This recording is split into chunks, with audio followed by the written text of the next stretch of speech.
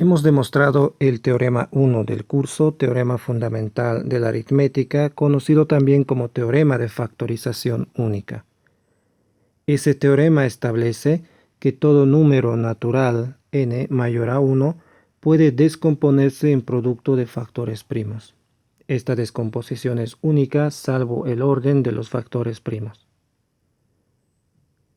Para determinar el máximo común divisor de dos números a y b, vimos también el algoritmo de la división, que consiste en realizar divisiones sucesivas para determinar el máximo común divisor.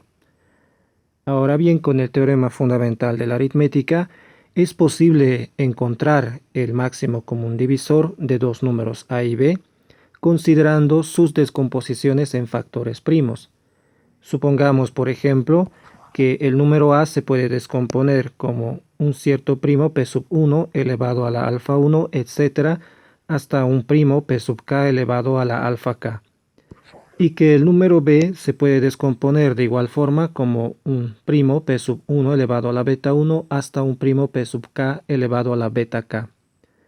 Noten acá que algunos de estos exponentes, alfa sub i, beta sub i, pueden eventualmente ser nulos, porque los primos que aparecen en la descomposición de A no necesariamente están todos en la descomposición de B, y viceversa. En ese caso, la fórmula para determinar el máximo común divisor de A y de B, de los divisores comunes que tienen estos dos, el más grande es la siguiente. Se forma el producto sobre los primos P sub i, de i igual a 1 hasta k, elevados al mínimo entre los exponentes alfa i y beta i.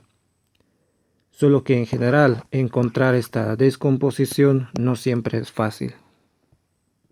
Para terminar esta sección, vamos a probar el teorema 2 de nuestro curso.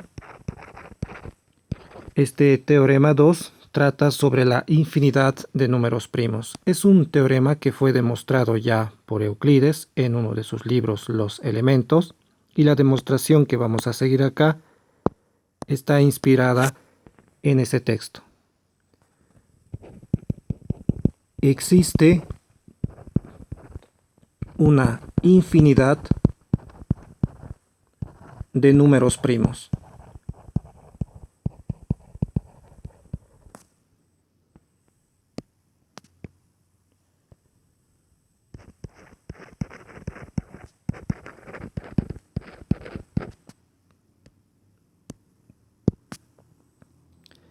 Para la demostración, supongamos que p sub 1, p sub 2, etc., hasta, digamos, un p sub n, son los n primeros números primos.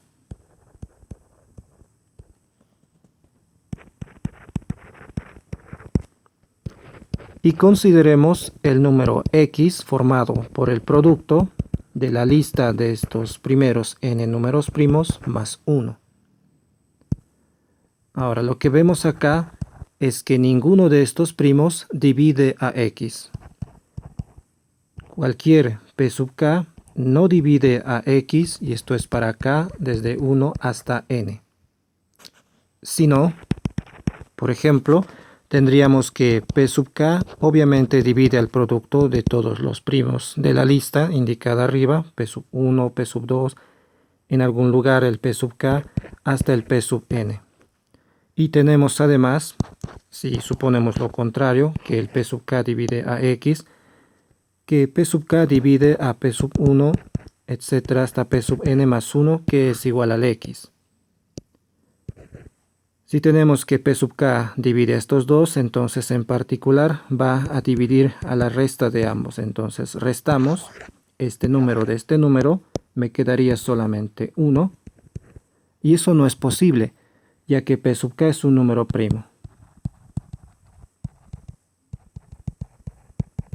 Entonces, ninguno de los primos de esta lista divide a x.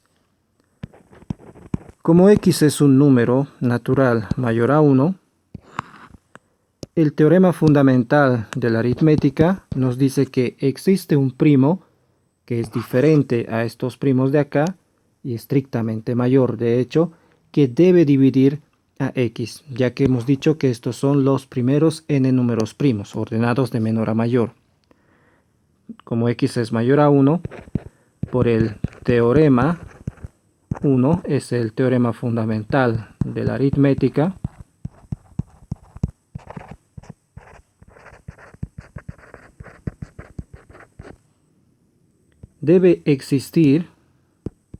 existe un número primo q estrictamente mayor que cualquiera de los p sub i, estrictamente mayor que p sub i, y esto para i desde 1 hasta n, tal que q divide a x. Es el teorema de factorización única o teorema fundamental de la aritmética. Esto quiere decir que siempre es posible encontrar, dada una lista de los primeros n números primos, un número primo que es estrictamente más grande. Y esto entonces lo podemos repetir, y por lo tanto hay una infinidad de números primos. Entonces luego siempre es posible encontrar un primo más grande